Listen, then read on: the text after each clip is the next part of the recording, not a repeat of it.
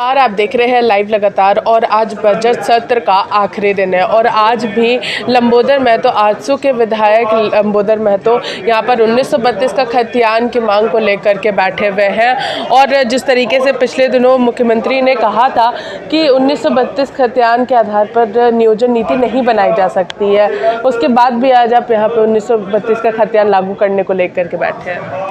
देखिए, मुख्यमंत्री जी ने ही राज्य की जनता को आश्वासन दिया था, इन्होंने ही नए वादे किए थे कि हम अपने राज्य की जनता को 1932 के खतियान के आधार पर स्थानीय नीति देंगे, नियोजन नीति देंगे।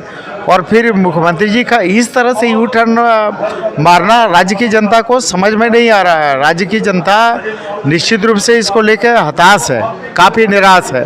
और यही कारण है कि अब राज्य की जनता के सामने सिर्फ एक ही विकल्प है, वो यही है कि सड़क पर उतर कर जोरदार तरीके से संघर्ष करें, आंदोलन करें।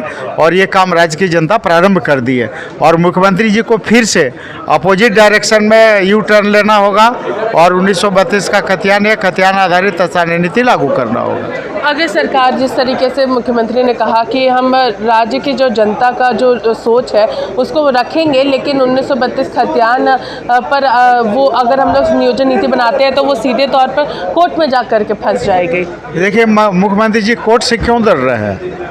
कोर्ट से अगर इतनी डर रहती मुख्यमंत्री जी को तो वैसे मामले जो कोर्ट में लंबित है, कोर्ट में विचाराधीन है, वैसे मामले पर विधेयक ला के यहाँ पर निर्णय करवा के बिल पास करा लेते हैं। तो इस मामले में भी वो बिल बना हुआ है। 1932 के खतियान आधारित स्थानीय नीति पर भी मुख्यमंत्री जी विधेयक लाए सदन में और उसको भी पारित कराए। सदन का जो काम है वो करे, सरकार का जो काम है सरकार करे, सदन का जो काम है सदन करे और न्यायपालिका का जो काम है न्यायपालिका करेगी। सबका अपना जुडिक्शन और सीमा, उसके तहत सब अपना अपना काम करे।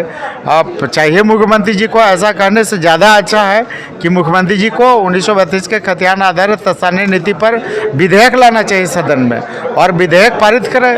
सरकार और सदन अपना काम करे, न्यायालय अपना काम करेगी।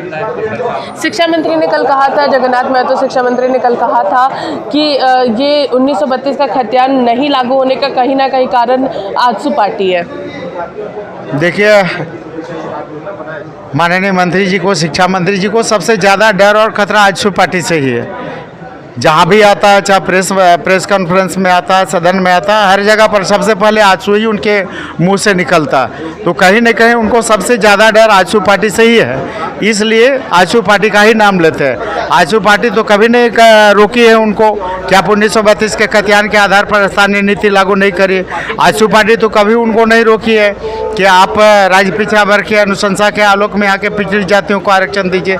आजसू पार्टी ने तो कभी उनको नहीं रोका है कि आप सुप्रीम कोर्ट के आदेश के आलोक में ट्रिपल टेस्टिंग कराने के लिए कमीशन का गठन करिए।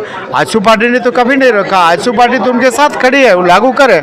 जहां उनको दिक्कत है आजसू पार्टी उनके साथ खड़ी है। सरकार उनकी है। 26 महीने हो गए, 26 महीने में जगन्नाथ जी भी देखिए, जब प्रेस के सामने आते हैं तो बोलते हैं कि 1932 का खतियान लागू करेंगे, सदन में जाते हैं तो भूल जाते हैं, कैबिनेट की बैठक में जाते हैं तो वहाँ भूल जाते हैं। तो इस तरह से राज्य की जनता को दिग्भ्रमित, आजसू का नाम लेके राज्य की जनता को दिग्भ्रमित करने से काम नहीं चलेगा।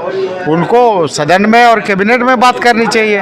और 1932 का खतियान की बात प्रेस के सामने करते हैं तो कैबिनेट में क्यों नहीं करते, सदन में क्यों नहीं करते? उनको तो निश्चित रूप से 1932 के खतियान के आधार पर कैबिनेट में निर्णय लेना चाहिए उनको।